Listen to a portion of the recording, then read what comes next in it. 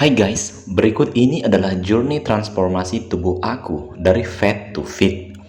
Jujur aja, saat di berat 87 kilo dengan kadar lemak perut aku tinggi, aku banyak mengalami keluhan seperti naik turun tangga aja udah ngos-ngosan.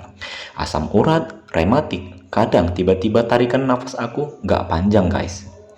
Nah, seiring berjalannya waktu, aku mulai pelajari ternyata kadar lemak tinggi di perut aku ini bisa mengganggu kinerja organ tubuhku seperti perlemakan hati, perlemakan usus, perlemakan pankreas, perlemakan ginjal, hingga yang paling parah, perlemakan jantung. Nah, karena akumulasi semua ini, aku mulai memutuskan workout, yaitu latihan beban dengan harapan memperbesar massa otot aku yang bisa menjadi mesin pembakar lemak, dan otot aku ini sebagai mesin metabolisme tubuh. Artinya direset kembali. Pola latihan yang aku lakukan adalah squat, abs, bench press, dan deadlift. Bukan berarti melatih otot yang lain seperti bicep dan tricep nggak bagus, tapi aku mulai fokus dulu ke otot yang paling besar, yaitu otot paha.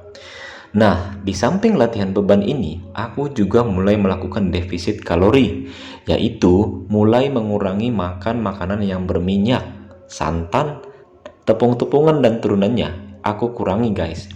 Dan aku mulai fokus ke makan yang rebus atau yang kukusan. Dulu, aku adalah orang yang sering menghindari kaca, bukan karena sombong, tapi karena nggak nyaman saat apa yang aku lihat. Badanku gemuk, gampang capek, dan kepercayaan diri aku pelan-pelan hilang.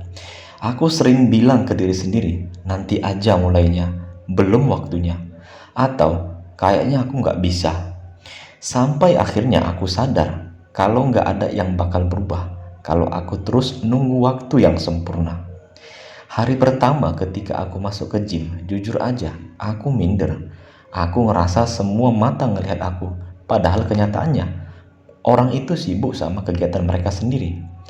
Latihan pertama itu berat, napasku ngos-ngosan, badanku pegal, dan rasanya pengen berhenti. Tapi hari itu aku pulang dengan satu hal, aku akan datang kembali, aku akan terus bertransformasi. Besoknya aku datang lagi, bukan karena motivasi, tapi karena aku nggak mau kembali ke versi lama aku. Memang perubahannya nggak instan. Berat badan aku nggak langsung turun cepat. Kadang stuck, kadang naik lagi. Tapi yang berubah dulu bukan badan aku, melainkan habit dan cara berpikir aku.